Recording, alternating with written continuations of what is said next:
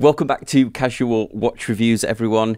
Well, it's that time of the year again. It is the State of the Watch collection for 2022.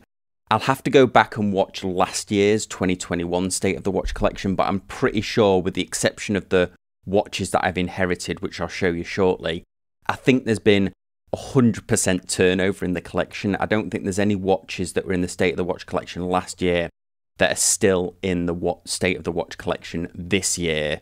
So let's flip the camera around. We'll go old school and do the talking hand style so you can get a really good look at the watches, and then let me know what you think at the end. Right, well, let's dive in. I'm going to be wearing one white glove to do this because if there's a fingerprint on one of these watches when I'm doing the edit, I'll just end up getting really annoyed with myself. Let's start with the most important watches in the collection, and these are the watches that I inherited. So this first one up belonged to my grandfather. He wore this a lot. It's a very early CASIO LCD watch. It's a lot smaller than what I would typically wear, but it's still going strong. That LCD is really vibrant, as we can see here. The light still works on it as well. All I do is I just regularly change the battery every, I think it's 3 years it normally lasts. The problem with it is it's quite difficult to set the time. There is instructions with it, but it really takes a lot of involvement to set the time on here, so I don't have it set to the proper time here. Very important watch in my collection. Very lucky to have owned this, and I do have fond memories of my grandfather wearing this one. Next watch is my other grandfather's watch. This is his Timex. I have fond memories of my grandfather wearing this watch. He also used to keep it in his top pocket as well. It does work, it still works. I had somebody re-oil it a while ago. I'm very nervous to wear it because I don't want it to break, because they're not obviously as robust as a modern watch would be. This is an in-house Timex movement watch, I believe. In fact, this one was made in Great Britain. One of the watches that was actually made in the UK when they did used to make or assemble Timex watches in the UK. It's got a day-date complication, and honestly, I've owned this watch for 10 years and I have no idea how you set the date and the day and the date on it. It's a complete mystery to me. The time is very easy to set, but the day and date, I've never been able to work it out. I'm not sure if the bracelet is original. It's one of those stretchy ones, and that's still in great condition as well. And then the third watch in the Keeper collection is another watch that I inherited. This belonged to my father-in-law. I originally bought this watch and I wore it for many, many years. And then I gifted it to my father-in-law. And unfortunately, when he passed away, it came back into my possession.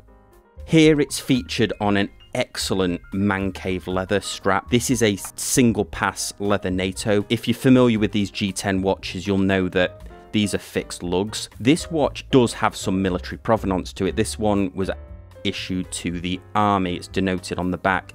The modern day CWC G10s that look like this are not issued watches.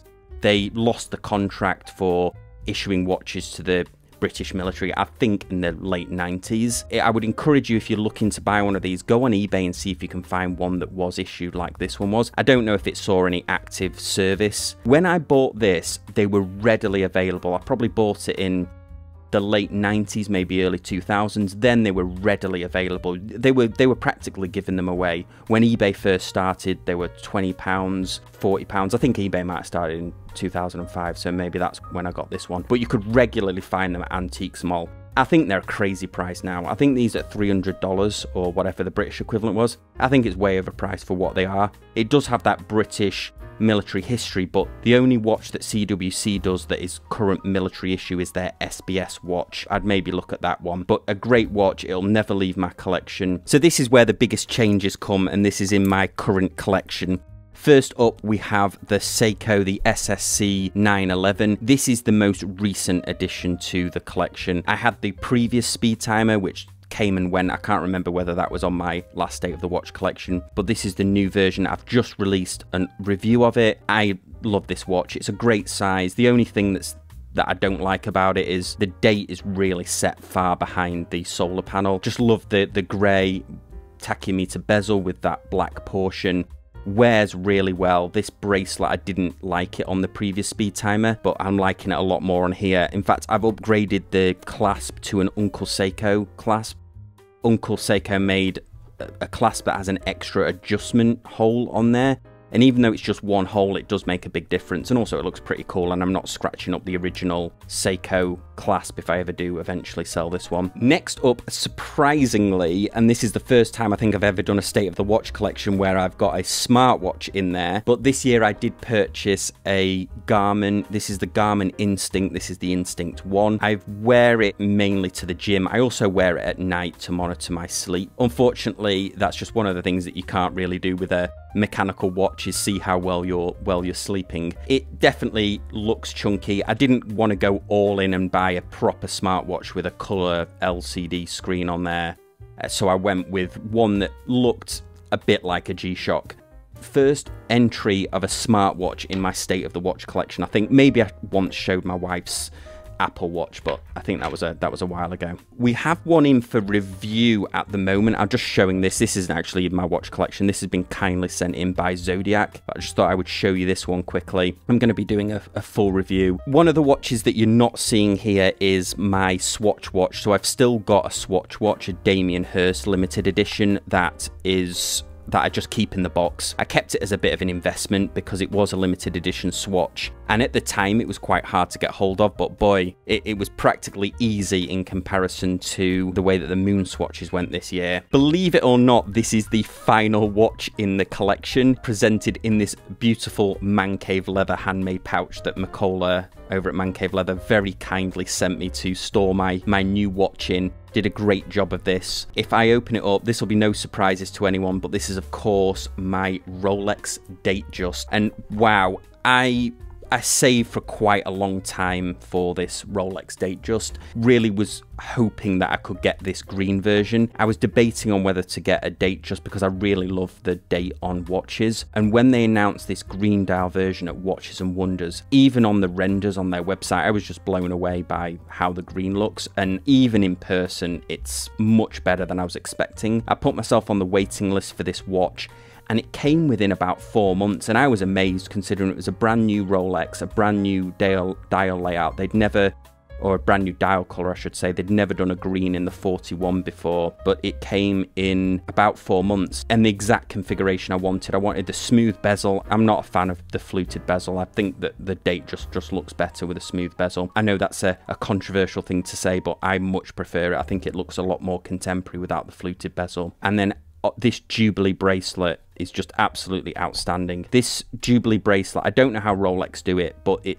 feels amazing. Extremely comfortable, very, very wearable. The clasp, of course, just scratches straight away. This high polishing, you only have to look at it and it's scratched. Was a little bit concerned that it was going to get scratched, but as soon as it did, I was at peace with it. And also the smooth bezel as well gets scratched, got a couple of little dings on it. But I was amazed about how much I liked this watch when I got it. I was a bit skeptical. I'd sold a lot of the watches that I had last year. I sold a lot of watches and a lot of other things in order to save up for this, and I'm glad I did it that way because it really bonded me to the watch, that there was some effort involved in saving for it, because I'm not flush with buying Rolex money. I can't just rock into a Rolex boutique and buy a watch. I had to save, and thankfully in that 4 months that it took to arrive, I'd managed to save up. Very, very happy to own a Rolex. There's just something about them until you handle them or until you own one, because I was so against buying a Rolex. I thought I would never own one. I wasn't interested in owning one when I started my watch collecting, but as I started reviewing more of them on the channel and handling a lot more of them, there's definitely something special about them, or certainly in my opinion. Here they are all lined up together, and I'm not sure how the collection will look next year. These three will definitely be staying. The Rolex without a doubt will be staying in the collection unless something awful happens.